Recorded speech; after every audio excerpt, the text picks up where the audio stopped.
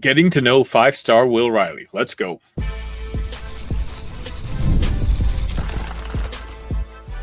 You are Locked On Illini, your daily podcast on the Illinois Fighting Illini. Part of the Locked On Podcast Network, your team every day. Welcome back to another episode of Locked On Illini. Thank you so much for making us your first listen every single day. Simple reminder, we are free and available wherever you get podcasts and on YouTube, part of the Locked On Podcast Network, your team every day. My name is Sunny Verma. You can find me at IlliniCast. You can find me at the Sunny V. For my friends listening to this on the audio side, thank you so much. Whenever you pull over or you have some time, if you can leave us a 5-star review, that helps the channel grow oh so much.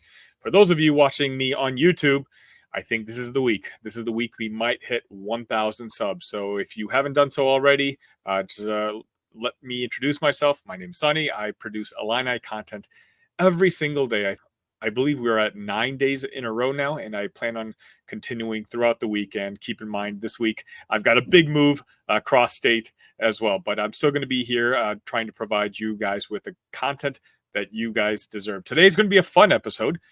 We're going to be talking about Will Riley. Will Riley released a vlog through Gatorade a couple days ago, and I got a chance to watch it and wanted to relay just what I learned about Will. Some things I may not have known.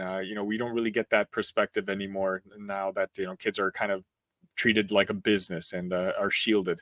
Also, it's Tuesday, so that means Big Ten Ted makes his triumphant return. We're going to talk about football. We're 23 days away from opening kickoff, and we're going to be talking about the best offenses in the Big Ten. Today's episode is brought to you by FanDuel. Make every moment more as playoffs wind down. The sports stop sporting like we want them to. But this summer, FanDuel is hooking up all customers with a boost or a bonus daily.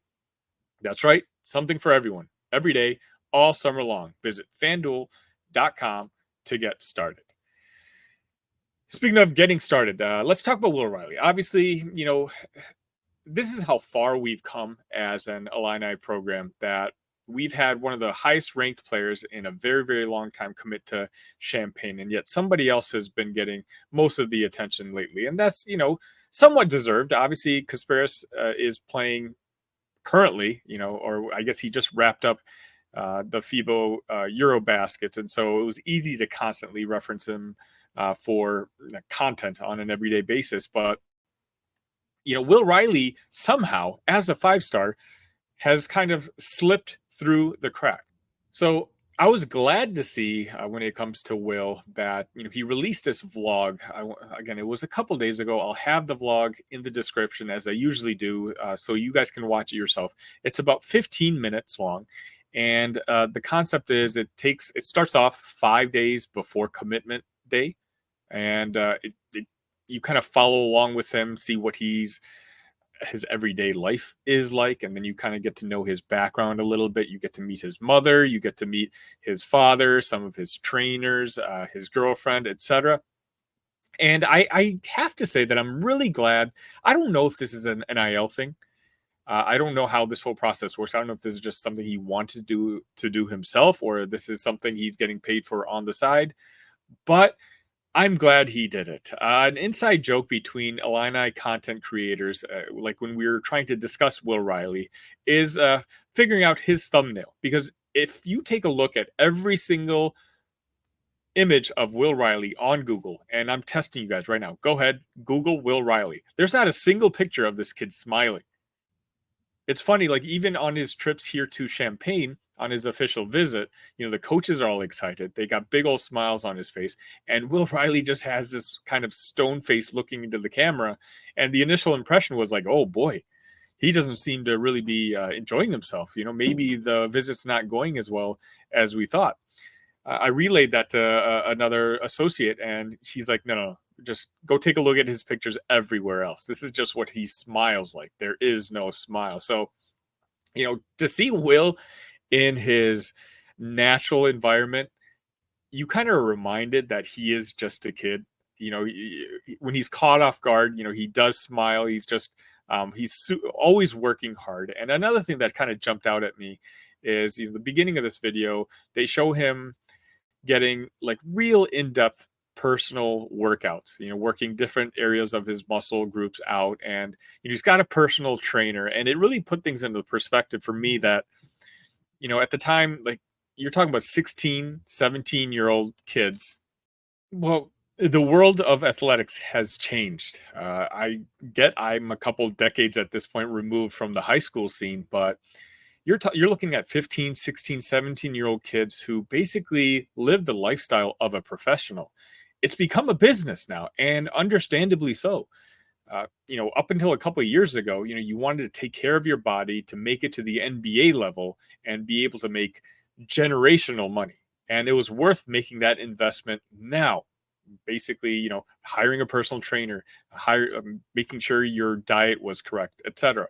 But now, at the collegiate level, you can make a good solid six figures if you're one of the top players in the country. That's a lot of money, especially for a lot of these kids whose families may never sniff that sort of money. Like it can be a complete eye opener, and that doesn't include, again, the eventual bounty at the end when it comes to making it to the NBA. So, and Will Riley was just no different. It was kind of a glimpse into, his just very difficult, hard workouts that he's doing with the personal trainer almost every single day, because these kids know that this is their opportunity.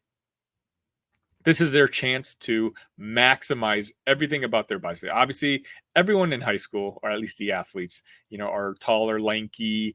They haven't gained the grown-up weight or the dad bods, like I like to joke around about. So you need to work on your muscles. You need to it's easy for a guy like Will Riley to just rely on his natural talents. He doesn't need to go to the gym to be the best player on the basketball court, but that's not his goal. His goal is not to be the best player on the basketball court at his high school. He wants to be the best player in his class. And that's why he continues to work as hard as he does. But you also got to see the softer side of Will Riley. You forget that this kid is a Canadian citizen. He decided to move here to the United States, in order to kind of further his basketball prowess. And that's hard. That's hard for an adult to do. And that's equally as hard if you're a kid. Losing some of your friends and not being able to hang out with them all the time. It's hard. Sometimes you just want to be a kid, and, life takes you in different directions. But, he was super personable in this video. You got to see him play the piano. By the way, speaking of that piano, someone at that Riley household has got to tune that piano. I don't have an ear for music, but even when I was listening to that, I was like, wait, something is off. So, but otherwise, you saw him juggling, and again, yeah, he was showing you tricks. He showed you his 1,000th point ball, which he had in his bedroom. It was just nice to see Will Riley in a more personal aspect. Nowadays, because everyone is so shielded and protected, that you don't really get to know a player like we used to. Again, Will is going to be one of the focal points of next year's basketball team. Arguably, he could be our highest scorer. He's going to be a focal point of next year's team. Last year's team, we knew we had Coleman Hawkins coming back, Terrence Shannon coming back. We could still relate to some of the personalities. Next year's team is going to be a little bit different. We don't know who these guys really are when they're not playing on the basketball court. So at least me, I really appreciated the, in a way, get introduced to Will Riley and his family. And I'm looking forward to getting to know him better once he gets to Champaign.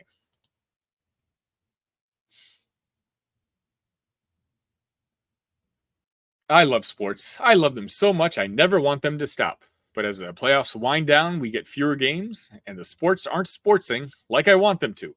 But FanDuel lets me keep the sports going whenever I want. All I have to do is open up the app and dream up bets anytime I'm in the mood. And this summer, FanDuel is hooking up all customers with a boost or a bonus daily. That's right, there's something for everyone, every day, all summer long. So head on over to FanDuel.com and start making the most of your summer. FanDuel, official betting partner of Major League Baseball. It's Tuesday, and you know traditionally what Tuesdays mean here at Locked On Illini, and that is bringing back my good friend, Ted from Big Ten. Ted, how are you, sir? I'm great. It's great to be talking here. We had a little bit of a break, but it's great to be talking some Big Ten football once again. I am officially here on Locked On Illini saying summer's over. I'm wishing it away. It's getting hot. It's getting humid in the Midwest. This is the part of summer that I really, really don't like. And we want football. Let's just be honest with ourselves. We want football here right now. And we got football, Illini football, in 23 days. Ted. That's less than a month. Yep. That's barely over 3 weeks. Are you ready? I'm ready to go. Now that I've kind of had that refresher of my mind and taken a few weeks off here, we've had Big Ten Media Days, right? That's kind of the start of this thing to kind of kick it into gear when people start to get excited. People call it talking season, of course. And now you're starting to see the beginning of fall camps out there. Wisconsin has started their fall camps. A lot of other teams have started their fall camps around the Big Ten. Others will start them in the coming days, in the coming week here coming up as they hit the football field. Like you said, late August, right? Minnesota kicks things off on that Thursday night against North Carolina to get this thing going. Friday night games in the Big Ten, and then of course Saturday games. So it's coming here, and it's going to be here just like that. And I can't wait. We got a lot to get to, I'm sure, on this show, on my end of things as well. So I'm excited for this upcoming month. Before we get to what we're going to talk about today, though, I can't recommend this enough. If you're a fan of Illini football, if you're a fan of Big Ten football, and you want to get ready for this football season, check out Big Ten Ted's his channel. He's run a full-on preview. I'm talking about half hour each team with experts of each team.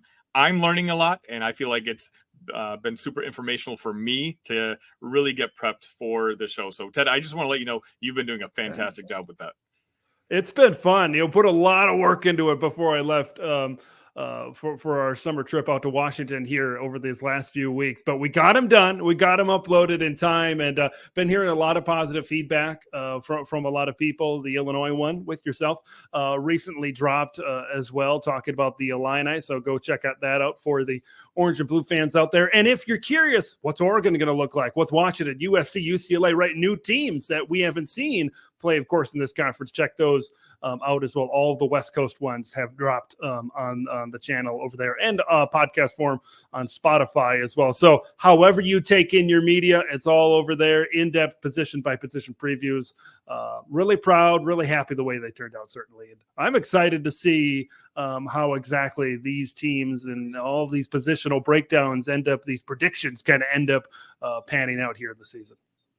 So today, Ted, we're going to be talking about the top offenses in the Big Ten, but we're on Locked On Illini. So, selfishly, I'm going to ask you, I have my opinions on what the Illini football team is going to look like on the offensive side of the football and on the defensive side of the football. But my opinions can come with a tad bit of bias just because I'm kind of involved with the scene. Let's put it that way. So I wanted to ask you, as someone who looks at things more of a broad level, what are your thoughts on the Illini offense for this upcoming season? Well, this is an interesting Illinois offense because I think they've got the potential to be pretty darn good this year. Certainly in the top half of the Big Ten, maybe they could sneak up into that top 7 or 8. Who knows how high they can go. I feel like we need more consistent, good play out of Luke Altmaier, right? Of course, the injury kind of had him out. John Paddock came in. We all know, your viewers, your listeners, you all know how that story ended up for Illinois last season. But I think Luke Altmaier really needs to take that next step up as a passer this season. We know what he can do with his mobility, right? We know he can run around and make plays with his legs. And we believe here in Illini country that he's got a better offensive line. Right. Pretty darn good offensive line, I think, at Illinois. So I think that box is checked. Brett Bielema, we know he likes the big boys up front. Okay. That seems to be pretty good. Let's go back to the run game now. Okay. Caden Fagan, you really like what you got in that young running back. You feel that he can be that 1,000-yard bell cow type of back that you haven't had since Chase Brown a couple of years back. You go to the wide receiver position because we talked about how the passing ability of Luke Altmaier needs to improve. He needs some guys to throw to. Right, when you don't have Isaiah Williams out there, when you don't have Casey Washington and some of these weapons that you had last season, you need guys to step in, right? Pat Bryant is good, but I don't think he was going to be the number one guy. Step in, Zachary Franklin, transferring over from UTSA. This intrigues me so much because I think Zakari can be really, really good if Barry Lunny Jr. can put him into really good situations. I'm very, very interested to see how the chemistry of Altmaier and Franklin is going to blend together. We know Barry Lunny Jr. and Zakari Franklin are familiar with each other, right? Having both spent time at UTSA. Barry did before he came over to Illinois. So that's something I'm interested in. Like, they got a bell cow running back. They got a playmaker at the X position there on the outside. Like, you're checking all, and they got the really good offensive line that we talked about.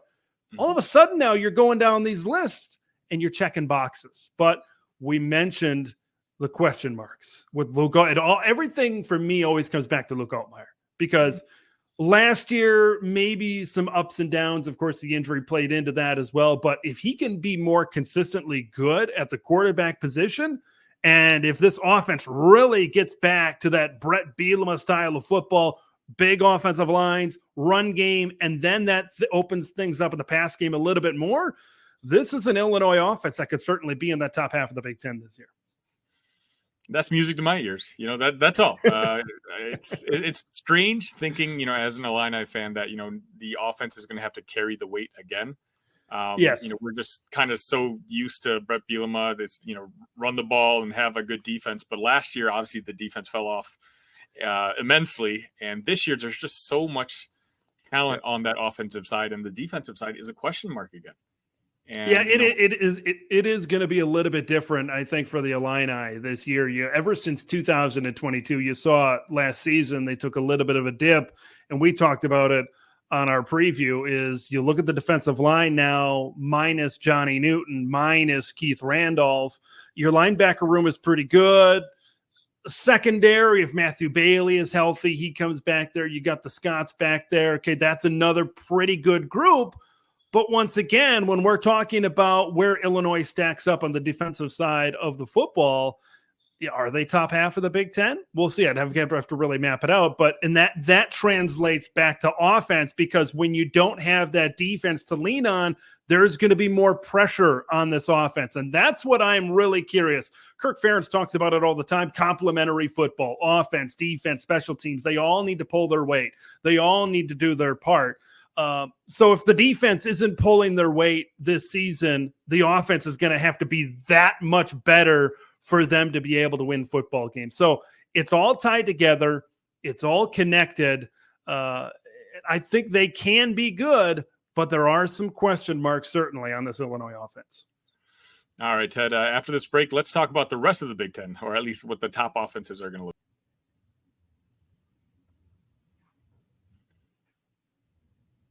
Passion, drive, and patience. The formula for winning championships is also what keeps your ride or die alive. eBay Motors has everything you need to maintain your vehicle and level it up to peak performance. Superchargers, roof racks, exhaust kits, LED headlights, and more. Whether you're into speed, power, or style, eBay Motors has you covered. With over 122 million parts for your number one ride or die, you'll always find exactly what you're looking for. And with eBay Guaranteed Fit, your part is guaranteed to fit your ride every time or your money back. Because with eBay Motors, you're burning rubber, not cash. With all the parts you need at the prices you want, it's easy to make your car the MVP and bring home huge wins. Keep your ride or die alive at ebaymotors.com. Eligible items only. Exclusions apply. eBay Guaranteed Fit only available to U.S. customers. All right, Ted, that's enough Illini. The Big Ten this year is going to be introducing one of the best offenses in the country, in my opinion. So let's just talk about the top 5, 6, whatever. I'll leave the number up to you. Tell us a little bit about the best offenses coming into the Big Ten next year. Well, when I put out a video recently on the Pacific Coast, when I was out in Washington, of the new team, right, the day that they were admitted officially into the conference on August 2nd. And I said, the first thing that popped into my mind a year ago when Oregon and Washington joined, 2 years ago, even when USC and UCLA were announced that they were joining, was you're going to see an uptick on the offensive side of the ball. And that really starts with the Oregon Ducks.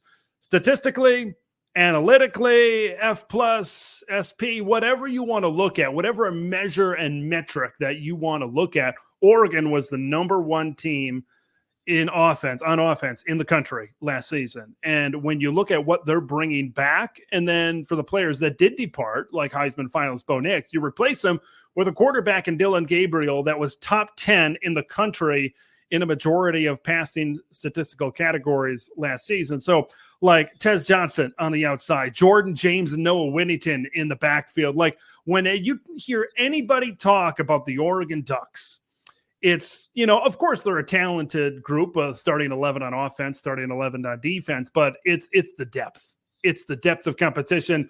It's the depth of talent that they had. Like specifically, I really dial in the tight end room. When you think of tight end rooms, this season, you might not, maybe the casual viewer might not think of Oregon as one of the best tight end rooms in the Big Ten, if not all of college football, but you need to start ingraining that into your brain because Terrence Ferguson was an all Pac-12 player. Patrick Herbert is a weapon as well. And then maybe my favorite player, Kenyon Sadiq. When's the last time in the Big Ten we saw tight ends go on jet sweeps and be involved in the run game? Okay, because that's what kind of talent Kenyon is over there. I mentioned Tez Johnson, one of the best guys in the slot. Oh, you just bring in Evan Stewart, the number one wide receiver in his recruiting class a couple of years back, had a good season at Texas A&M. You put him into this offense, right, to replace Troy Franklin, who is a top 5 wide receiver in the country, a Biletnikoff Award finalist snub, in my opinion, right? It's reloading, right? That's where Oregon has gotten to as a program now as they enter their first year in the Big Ten. They return 3 of 5 starters on the offensive line as well. Like they can line up in any type of personnel package. And like you get, of course, Gabriel at quarterback. If you get Jordan James right at running back and you have a 1 tight end, 3 receiver set, right? You have Terrence Ferguson, you have Tez Johnson, you have Evan Stewart, you have Gary Bryant or whoever else, Trayshawn Holden or whoever else there on the perimeter. Where do you dedicate your resources? Any one of those guys can beat you. That's the scary thing about this Oregon Ducks offense, and we know what offensive coordinator Will Stein can certainly do as well. When we talk about offense in the Big Ten, you got to talk about the Ohio State Buckeyes. I think they really slot in there towards the top. Now, here's one thing. When people hear Ohio State that high in a Big Ten offense rankings, they're like, well, wait a minute, Will Howard, right? Will Howard maybe isn't that elite quarterback that you expect them to take Ohio State over the top. And yes, there maybe are better quarterbacks in the Big Ten outside of Will Howard. We don't know how that's going to work, right? But I'm fairly confident in what Ohio State has running the football. They may have the best rushing attack in the country this year with Quinshon Judkins back there and Trevion Henderson back there. Like that's a pick your poison. I really want to see Chip Kelly trying to get both of these guys on the field at the same time as much as humanly possible, because I think both of these guys have skill sets where they can get involved in other ways besides running off guard, running off tackle, just typical running back stuff. And then you look to the wide receiver group, right? Ho-hum, it's just another year Ohio State has elite wide receivers. That's just what they do. Everybody's talking about the Buckeye run game, how good it's going to be. And somehow going under the radar is Emeka Egbuka. Going under the radar are Brandon Inniss and Carnell Tate, some of the top receivers recruiting-wise the last couple of years. Well, maybe he's not so under the radar, but Jeremiah Smith, who is, a lot of people are saying he's going to be on a higher talent level than Marvin Harrison Jr., and this kid hasn't even played college football. That's crazy to me. When I talked to Dan Hope from 11 Warriors for my preview, the things that he said about Jeremiah Smith, it just blew my mind, right? That this is a guy that, hasn't played college football yet, but he could be the number 1 wide receiver for Ohio State, right? You have people, Buckeye reporters, people inside the Woody saying those types of things. And for that maybe not to be the focal point of the offense, look, they're going to throw the ball. No question about that. But when you have those two guys and a mobile quarterback in Will Howard, and then you look at Chip Kelly's track record of running the football, that might be where they lean. Like, they're going to be fine on the offensive side of the ball. They're going to look a little bit different. Okay, if you're used to maybe the Justin Fields offense, the CJ Stroud offense, it's not going to look maybe like that, right? Maybe not as many deep shots down the field and those home run balls. It's maybe going to be more ground and pound. And then, of course, we talked about complementary football in the last segment. They might have the best defense in the country, right? So being able to lean on that is great as well. Now, I'm pretty confident about number 1 and number 2, Ohio State and Oregon. Those are the 2 Big Ten contenders. I go further on down this list. I think you got to throw in the USC Trojans. Lincoln Riley has given us the benefit of the doubt that says they're going to be in contention to be one of the top offenses. Okay.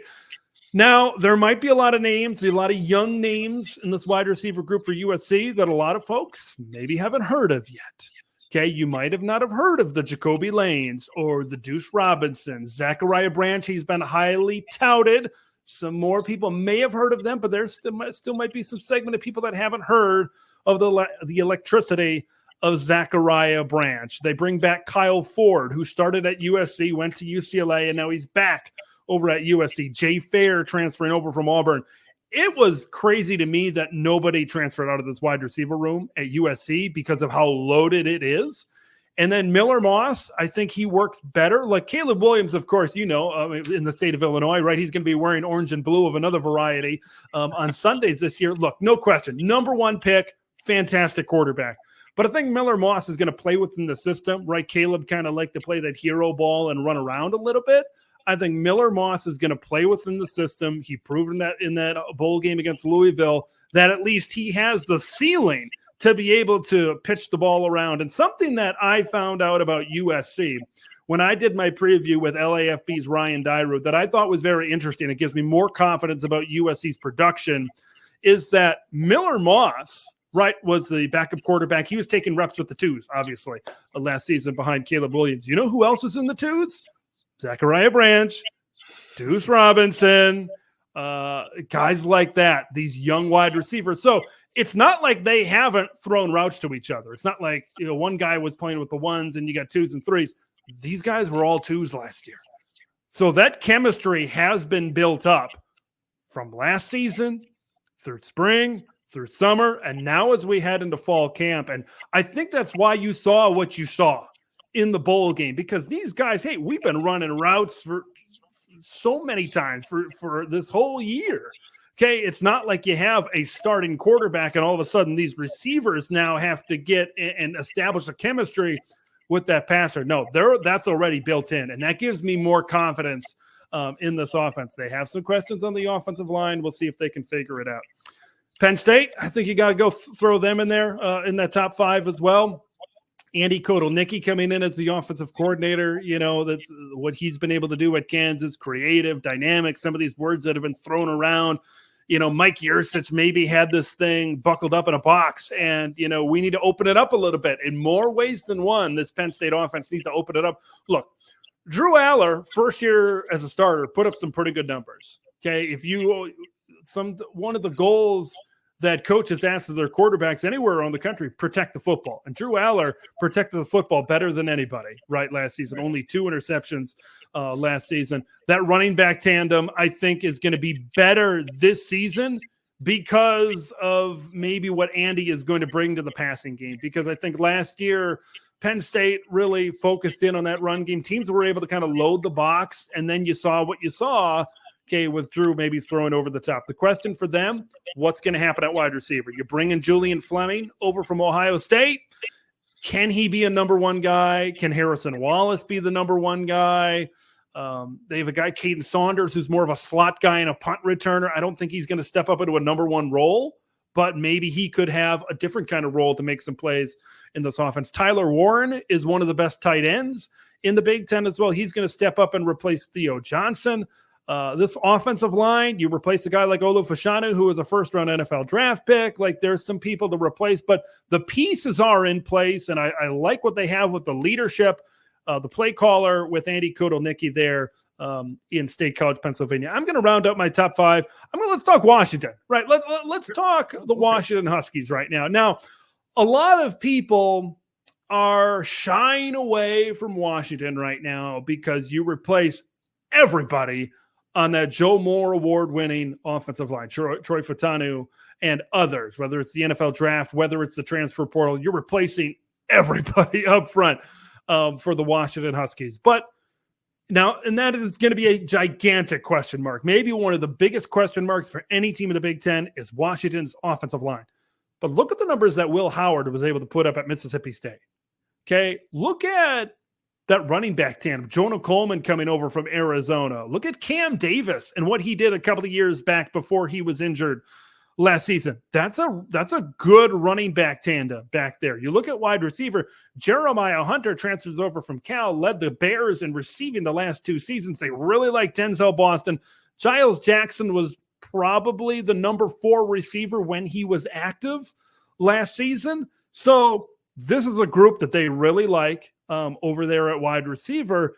And then this coaching staff, Jed Fish, Brendan Carroll, both coming over from Arizona. Look what they were able to do, resurrecting that team, and specifically on offense. This was the top 10 team in the country in explosive plays last season. So I'm curious to see how that the coaching staff and the personnel is all going to gel together.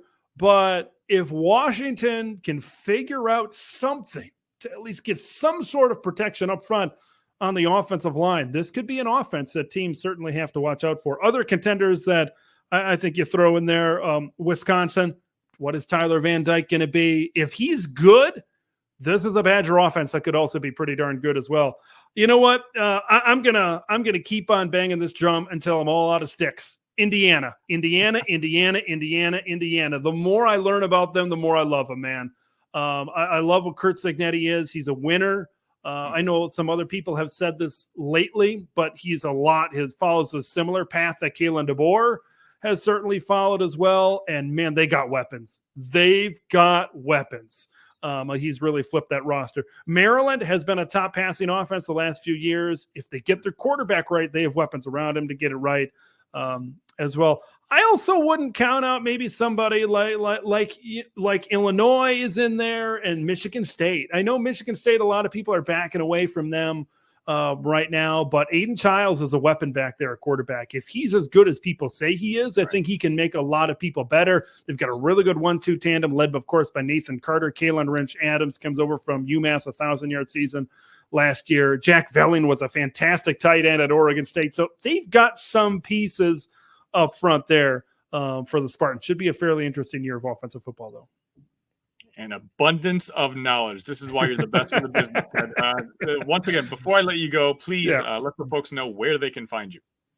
Yeah, at Big Ted over there on X/Twitter, YouTube as well, Big Ted over there. And then right now it's Spotify is the audio platform over there. Hoping to get over to my audio stuff over to Apple. Got a lot of fun stuff. Got a lot of exciting stuff for the season. It is going to be here. It is sunny days are ahead here in the Big Ten Conference. Let me tell you that much. Thanks, Ted. We'll see you next week. All right. Good stuff. And there you have it, Big Ten Ted. I'm telling you, this man is full of Big Ten knowledge. Definitely check his website out whenever you guys. Simple reminder, thank you for making Locked On Illini your first listen today. Now go check out Locked On College Football Podcast. From NIL deals to never-ending conference realignment rumors, Spencer McLaughlin gets you ready for an exciting season on the gridiron. You can find the link to Locked On College Football in the description, so you don't need to search. Part of the Locked On Podcast Network, your team every day. That just about wraps it up for me here today. Again, if you'd like to support the channel, hit that like button, hit that subscribe button. Let's try to hit 1,000 subs on YouTube this week. That would be amazing. Full week of content prepared for you. I'll see you again tomorrow morning. IL, love you guys.